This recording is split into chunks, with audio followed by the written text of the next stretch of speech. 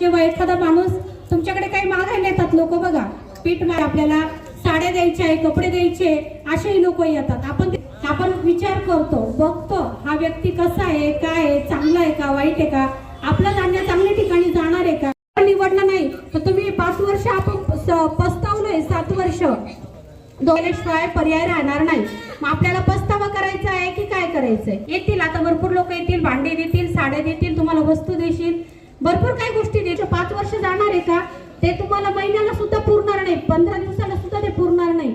त्यामुळे तुम्ही पडू नका, चांगले लोक निवडा, काम करणाऱ्या लोकांना तुम्ही प्राधान्य द्या, असं मी तुम्हाला. आता 14 तारखेला लाडक्या बहिणीचे पैसे येणार आहे. सरकार फक्त आपल्याला वेड्यात काढतंय, बाकी काहीच नाही. आपल्याला जेव्हा लाडकी बहीण चालू झाली त्याच्या आधी तेलाचा भाव किती होता, 100 रुपये. आता किती आता किती आहे. म्हणजे सगळ्या गोष्टींचा तुम्ही विचार करा. ते जरी तुम्हाला 1500 रुपये देताय ना, 15 घेताय, आपलेच पैसे आपल्याला देतायत. त्यामुळे तुम्ही नक्की याचा विचार करा. जर म्हटले ना ताई, तर मी स्वतः कामं करते, तर लाडकी बहीण एक भाऊ असेल त्याला 10 बहिणी असेल, 100 असेल. मामाशे, आज आम्ही 14 उमेदवार आहे.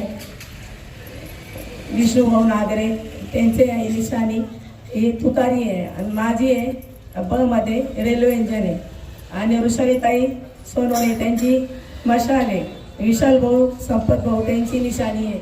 आज आम्ही इथे इथपर्यंत आम्ही आलो, पण आम्ही जसं आम्ही आश्रमनावर बसून इथपर्यंत आलो, आम्ही विश्वास नका, पण ती पण कोणत्याच रस्ते काही चांगले झालेले नाही आहे. आम्ही पाहून पाहिले, आम्हाला सगळ्यांनी सहकार्य केलं.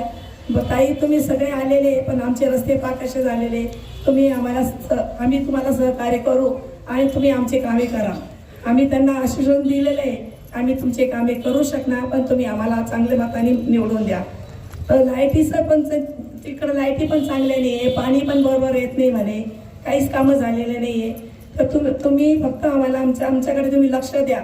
तर आम्ही सगळं सांगितलं, तुमच्याकडे आम्ही लक्ष देऊ, तुमचे आम्ही कामे करू, जे कामे असेल ते आम्ही कामे करू शकणार.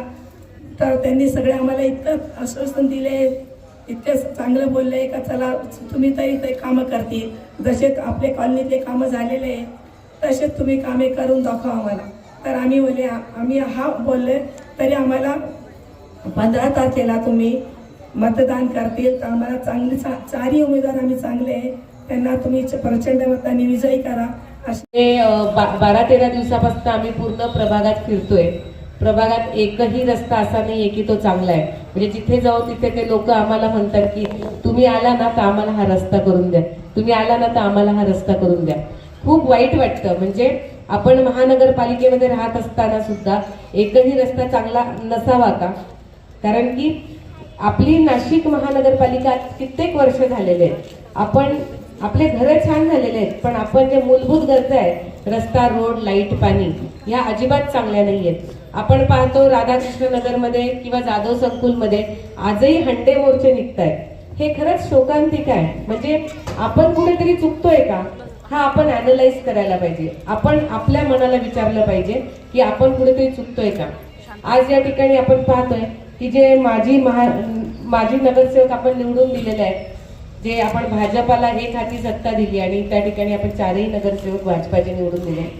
आज 2 या एका पॅनलमध्ये, एक दुसऱ्या पॅनलमध्ये, पुन्हा त्यांनी पॅनल तयार केलं आणि पुन्हा तुमच्या समोर येत आहे. तुम्ही तुमच्या मनाला विचारा किंवा त्यांना विचारा की तुम्ही काय काम केले, आमच्या प्रभागासाठी, आमच्या नागरिकांसाठी काय काम केलेले. येऊ शकतो, कारण की या दोनही सत्ताधारी पॅनलचे जे काही तिकीट वाटप झाले ते आपल्याला माहिती आहेत किती किती रुपयाला विकले गेले. आपण बऱ्यापैकी ते तिकीट त्याचे व्हिडिओ सगळे बघितले असतील.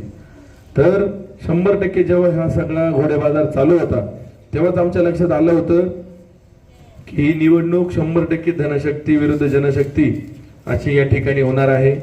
दोनही सत्ताधारी पॅनलचे जे काही इच्छुक अधिकृत उमेदवार आहेत हे मागच्या वेळेस एकत्र इलेक्शन लढले होते, बरोबर ना. आपण त्या चौघांना निवडून दिलेलं आहे. मग आता ते वेगवेगळे का, आपण तर चौघ एकत्र निवडून दिले होते. त्यांनी जर सगळ्यांनी हातात हात धरून कामं केले असते तर ह्या इलेक्शनला ते एकत्र राहायला पाहिजे होते ना. असं काय घडलं नेमकं की ते आता सगळे वेगळे वेगळे आहेत. तर घडलं एकच आहे की त्यांच्यात एकमेकात सुसंवाद नव्हता, कुठल्याही चांगल्या प्रकारची कामं करण्याची त्यांना इच्छाशक्ती नव्हती. एकत्र येऊन त्यांनी कुठल्याही प्रकारची चांगली कामं केली नाहीत आणि म्हणूनच एकमेकावर चिखलफेक आरोप प्रत्यारोप करण्यात त्यांचा वेळ गेला आणि कुठली कामं न झाल्यामुळे एकमेकाबद्दल द्वेष तयार झाला आणि आता तेच सगळे एकमेकासमोर या ठिकाणी लढतायत. कुठल्याही प्रकारच्या समस्या सोडवण्यासाठी त्यांच्याकडनं कुठलीही उपाययोजना झाली नाही. 35-40 वर्षानंतरही जर आपली महानगरपालिकेची आपल्या प्रभागाची परिस्थिती इतकी वाईट असेल तर तुम्ही सांगा येणारा निधी कुठे जातो, येणाऱ्या निधीतनं नेमकी कामं कुठली होतात. तर याचं कारण एक आहे की यांना कुठल्याही प्रकारचे चांगले कामं करण्याची. जर 35 वर्षात आपण जर या नागरिकांना लाईट, पाणी आणि ह्या ड्रेनेज, भूमिगत तारा ह्यात जर सोयी सुविधा आपण देऊ शकलो नाही तर यांच्याकडनं जॉगिंग ट्रॅक, यांच्याकडनं भव्य अशी व्यायामशाळा, यांच्याकडनं मोठं क्रीडांगण, आज सिडको सारख्या विभागांमध्ये 2 मोठे क्रीडांगण झालेत. कमीत कमी स्टेट लेवलच्या कवयने मॅचेस त्या ठिकाणी होऊ शकतील असे चांगले क्रीडांगण आहे. सांगा बरं आपल्याकडे क्रीडांगण आहे का? आपल्या परिसरातील